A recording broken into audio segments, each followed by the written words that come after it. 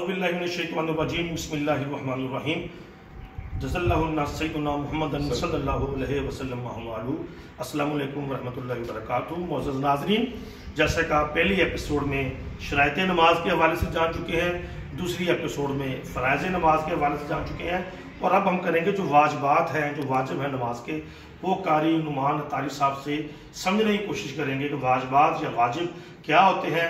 अगर कोई वाजिब मिस हो जाए, भूल जाए, दोबारा याद आ जाए तो उसका क्या हाल है। जी कारी साहब, वाजिबात बताएं। वाजिब ये नमाज के वो अरकान हैं कि जिनके बगैर नमाज हो तो जाएगी मगर मुकम्मल नहीं होगी।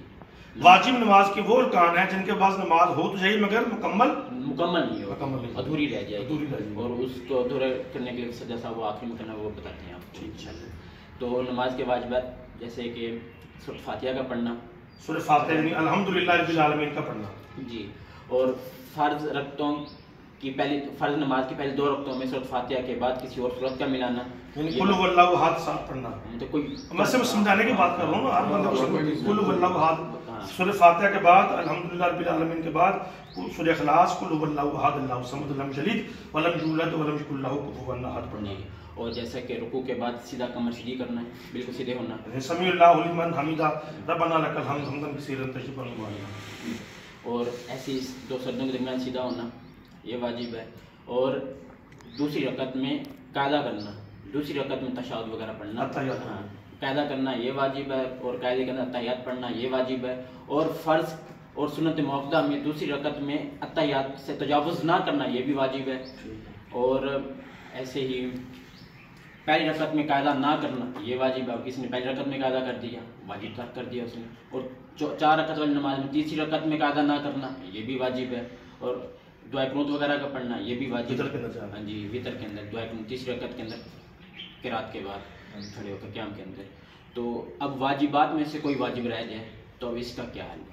अब वाजिबात में से कोई वाजिब रह जाए उसकी नमाज तो हो जाएगी मगर नमाज मुकम्मल नहीं होगी। अब इस मुकम्मल करने के लिए क्या करना पड़ेगा, इसको मुकम्मल करने के लिए ये करना पड़ेगा कि आखिरी रकत के कायदा के अंदर बैठ कर अत्तहियात पढ़कर उसके बाद एक साइड पे सलाम फेर कर, बेहतर ये है कि दुरूद पाक भी पढ़ लिया जाए। अच्छा, बेहतर ये है कि दुरूद पाक पढ़ लेंगे तो कोई गुनाह नहीं है, बेहतर ये बेहतर है। ठीक दुरूद पाक पढ़ कर सलाम फेर कर 2 सजदे कर लें और 2 सजदों के बाद फिर दोबारा पूरा कायदा करना है। कायदा जैसे अखीरा करना, तहियात पढ़ना, दुरूद पाक पढ़ना और दुआ मसूरा जो कुरान पाक में से कोई भी दुआ पढ़ सकते हैं। अगर रब्बी जल्नी रब्बाना आतिना होगी ऐसी कोई दुआ पढ़ सकते हैं। तो ये नमाज अधूरी नमाज मुकम्मल होगी। जी नाज़रीन, वाजिबात में से जैसे कारी नुमान तारी साहब ने हमें बताया है कि सूरह फातिहा पढ़ना और फ़र्ज़ अगर पढ़ रहे हैं 4 फ़र्ज़ की नमाज है तो पहली 2 रकातों में सूरह फातिहा के साथ कोई भी छोटी सूरत या कोई भी कुरानी आयात साथ मिला के पढ़ना और रुकू के बाद सीधा खड़े होना और 2 सजदों के दरमियान तवक्कुफ़ करना।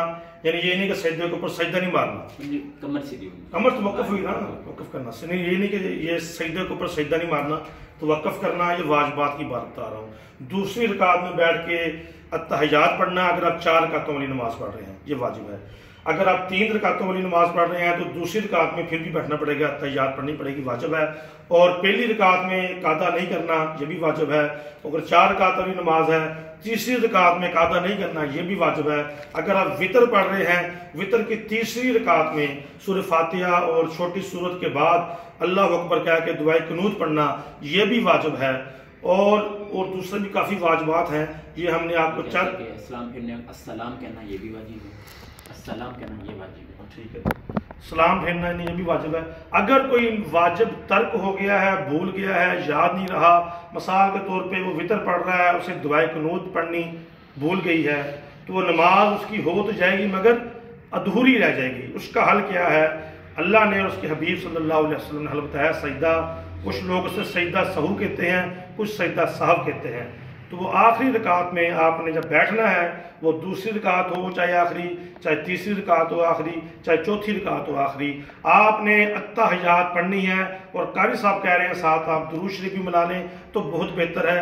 और जब मुकम्मल कर लें तो सलाम यानी आपने दाएं तरफ सलाम फेर के 2 सजदे कर लेने हैं, करके फिर वही अत्तहियात दुरूद इब्राहिमी दुआ पढ़ के सलाम फेर देना है तो आपकी नमाज मुकम्मल हो जाएगी।